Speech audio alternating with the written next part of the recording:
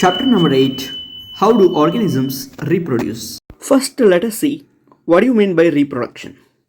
It is the process by which living organisms produce new individuals similar to themselves. Reproduction ensures continuity of life on Earth. Genetic material or hereditary material, DNA, deoxyribonucleic acid, which is present in the nucleus of a cell, and it will transfer from one organism to next organism. This DNA replicates and form new cells causing variation. So these new cells will be similar but not maybe identical to the original cell. Variations are very useful for the survival of individual and species over time as well as basis of evolution.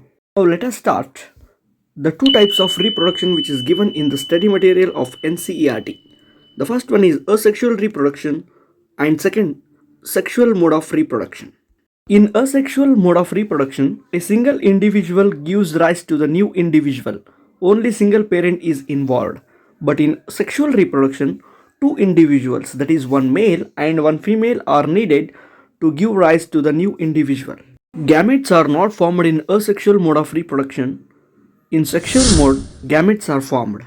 Next point, new individual is identical to parent, but in sexual mode, new individual is genetically similar but not identical to the parents. Whatever the new individual organism will be produced, that will not be same physical appearance but genetically it is same. Asexual mode of reproduction is extremely useful as a means of rapid multiplication. Sexual mode of reproduction is useful to generate more and more variations in species. Asexual mode of reproduction is adopted by lower organisms or primitive organisms like unicellular, and sexual reproduction is adopted by higher organisms, complex organisms. Now let us start modes of asexual reproduction. In this, first one is fission. What is fission? The parent cell divides into daughter cells is called fission. Only one parent cell will be there and divides into daughter cells. In fission, there are two types, binary fission, multiple fission. Binary fission, the parent cell divides into two daughter cells is called binary fission. Example, amoeba, paramecium, ceratium, euglena, leishmania. Multiple fission, the parent cell divides into many daughter cells is called multiple fission. Example, plasmodium.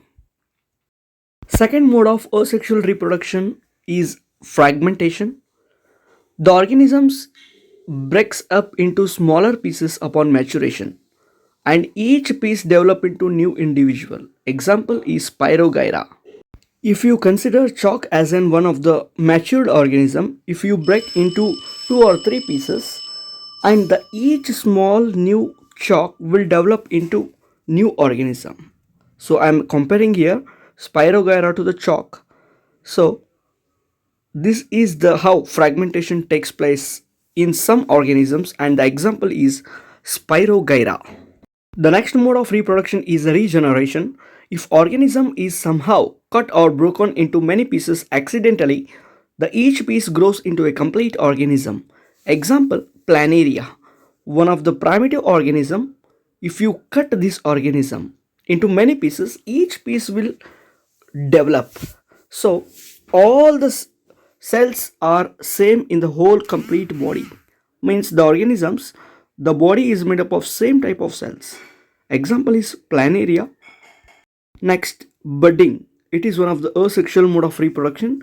A bud is formed which develops into tiny individual. It detaches from the parent body upon maturation and develops into new individual. The example is hydra. You are observing in this picture hydra. Upon maturation, a small bud will grow and this bud will grow eventually. After maturation, it will detach from the parent body and grows separately. Next mode of asexual reproduction is vegetative propagation. In many plants, new plants will develop from the vegetative parts such as by roots, stem and leaves. By roots, example, dahlia and sweet potato. These will grow from the roots. By stem, new plants will grow from the stem. Example, potato, ginger.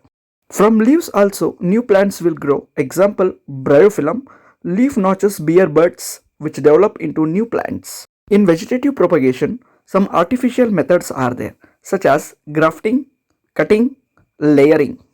Grafting is a horticultural technique whereby tissues of the plants are joined so as to continue their growth together. The success of this joining requires the vascular tissues grow together. Example, mango. Next is cutting. It is used in rose plant. Cut at the 45-degree angle right above the first set of the leaves at the top and again above the last set of leaves at the stem's bottom. Put cut stems in water immediately. Cut each stem into 6 to 8 inch lengths so that each cutting has 4 nodes. Next, layering. It is used in jasmine. Layering is the process where the branch of the tree or other plant produces roots and is separated from the original plant, becoming a new separate plant. Layering is utilized by horticulturists to propagate desirable plants. Another technique in artificial method is tissue culture. New plants are grown by using growing tip of the plants, that is meristems. These growing cells are kept in a culture medium, leads to the formation of callus. Callus is then transferred to the hormone medium, which causes growth and differentiation.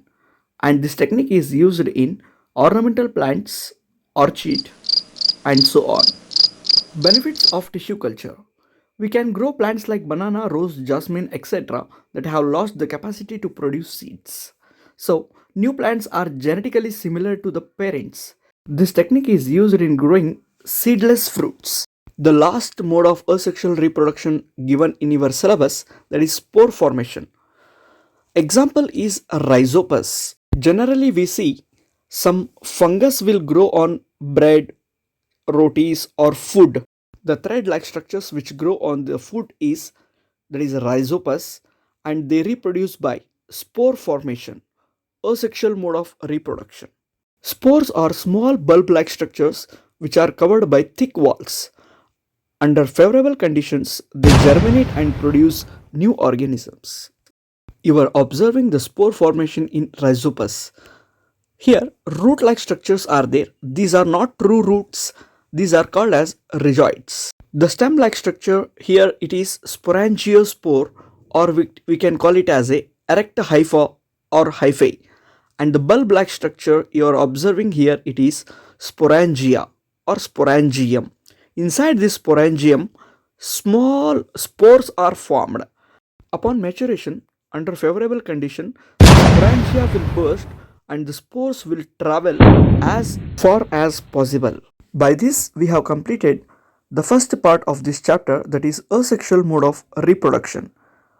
We are going to start sexual mode of reproduction in part 2, that is how do organisms reproduce. For more interesting videos, please subscribe my YouTube channel Shri Gopal Kulkarni.